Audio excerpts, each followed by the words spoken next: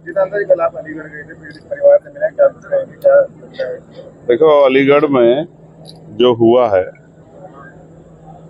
भीड़ द्वारा किसी को भी, किसी भी जाति का हो, किसी भी धर्म का हो, उनके साथ मारपीट की छूट नहीं दी जा सकती। और अब तो लगभग जो है मामला क्लियर हो गया है कि वो जो वहाँ पकड़ा गया है वो प्रतिबंधित मीट नहीं। तो मैंने वहाँ के अधिकारियों से बात की, उन पर कार्रवाई की जाए। वो लोग गरीब लोग हैं, 2-2, 4-4, 6-6 महीने अस्पताल में पड़े रहेंगे, घरों पड़े रहेंगे, उनके बच्चों का क्या होगा? उनका जो वो जला दिया है, जिस साधन से वो अपना काम कर रहे थे, वो साधन कहाँ से आएगा? तो मेरी सरकार से मांग है कि ऐसे उद्दंडियों पे सख्त कार्रवाई करें और उस परिवार को, उन चारों लोगों को, उनके परिवार को मुआवजा दें और उनकी सुरक्षा की जिम्मेदारी भी लें कि इस तरह की भीड़ जो है दोबारा जो लीगल काम कर रहे हैं उन पर इस तरह का तंत्र यूज ना करें। ये सरकार की फेल कानून व्यवस्था की वजह से हुआ है। अगर कानून व्यवस्था अच्छी होती और इस तरह की चीजों को बढ़ावा ना दिया गया होता तो शायद वो चारों बच्चे भी अपने घरों पे होते। और एक जिस तरह का मामला आप महसूस करके देखिए, अगर 2-4 लोग दूसरी तरफ के भी होते तो कितना बड़ा विवाद हो जाता। पूरे प्रदेश को जो है नफरत की या जाति या धर्म की हिंसा में झोंकना कोई अकलमंदी थोड़ा ही है। ये जो जानबूझ के किया जा रहा है, हम लोग इसके खिलाफ हैं और मैं पीड़ित परिवारों के साथ खड़ा हूँ। मैं सरकार से मांग करता हूँ कि उनको मुआवजा दें, जिससे वो जितने दिन अस्पताल में रहें और घर में काम ना कर पाए तो अपने बच्चों के जो है देखरेख कर पाए, और वो जो उनका नुकसान हुआ है उस नुकसान की भरपाई भी सरकार के लोग करें।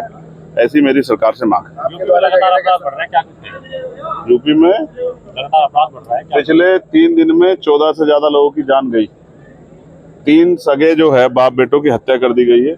उत्तर प्रदेश में कानून व्यवस्था दम तोड़ चुकी है और सरकार गहरी नींद में सो रही है। फर्क नहीं पड़ रहा है क्योंकि मरने वाले सब गरीब हैं, मजदूर हैं, किसान हैं, कमजोर वर्गों से हैं। इसलिए सरकार को इस बात से कोई फर्क नहीं पड़ रहा है। बस वाहवाही कर रही है सरकार और कई जगह पे अधिकारी भी लापरवाही करते महसूस हो रहे हैं। मैं अधिकारियों से कहूंगा कि उनकी जिम्मेदारी है कि वो लॉ एंड ऑर्डर को मजबूत रखें, लोगों में जो है कानून के प्रति विश्वास बना रहे, इस जिम्मेदारी को निभाएं। मुख्यमंत्री कह रहे हैं कि जीरो टॉलरेंस की नीति अपनाई जा रही है। सर, 14 मर्डर हो गए हैं 2 दिन में, आप कह रहे हैं कि जीरो टॉलरेंस है। जीरो कौन सा जीरो टॉलरेंस? जब लोग रहेंगे नहीं तो कौन सा टॉलरेंस? अब तो लोग झेल रहे हैं बड़ी मुश्किल से, लोग इस सरकार को झेल रहे हैं। अगर चुनाव हो जाए तो कल जो है सरकार को पता लग जाएगा कि सरकार कहाँ खड़ी है। लोकसभा चुनाव में पता लगा था।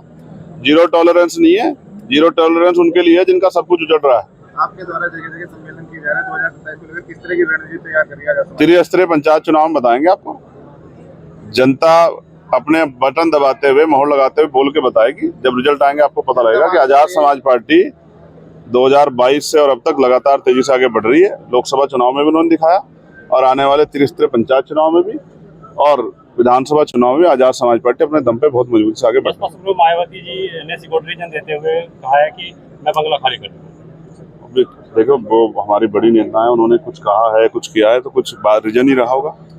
पार्टी की राष्ट्रीय मान्यता खत्म हो गई है, क्या बात है मुझे तो नहीं पता है। तो ये तो वो बेहतर जानती है उनके बारे में। मैं तो उनके दीर्घायु होने की कामना ही कर सकता हूँ। वो स्वस्थ रहे, दीर्घायु। आप करवा दो, आप बात कर लो। कुछ समाजवादी पार्टी और कांग्रेस के बीच लगातार विवाद चल रहा है, उसको लेकर क्या कहेंगे? ना मैं समाजवादी के बारे में कुछ कहना चाहता हूँ, ना कांग्रेस के बारे में। मैं आजाद समाज पार्टी और उत्तर प्रदेश के गरीब, किसान, मजदूर, महिलाएं, नौजवान और उन तमाम लोगों के बारे में कहना चाहता हूँ जो नौकरी रोजगार के लिए सड़कों पर हल्ला मचा रहे हैं। एजुकेशन सिस्टम की कमर तोड़ दी है, हेल्थ सिस्टम की कमर तोड़ दी है और कानून व्यवस्था कहीं है नहीं। महंगाई ने लोगों को जो है रोने के लिए मजबूर कर दिया। उन आंसुओं की चिंता कर रहा हूँ कि इन आंसुओं की कैसे, ये तकलीफ कैसे दूर की जाए। और आप भरोसा करो, एक आखिरी सवाल है, आप भरोसा करो, जनता ही मालिक होती है। जनता जिन्होंने सर पे बिठाया था वही जमीन पे भटकेगी। इस बार याद रखो। एक आखिरी सवाल, रामगोपाल यादव जी ने कहा कि ऑपरेशन जो सिंधु था वो बिल्कुल फेल। आप रामगोपाल जी से पूछ लो, मैं रामगोपाल जी थोड़ा ही हूँ।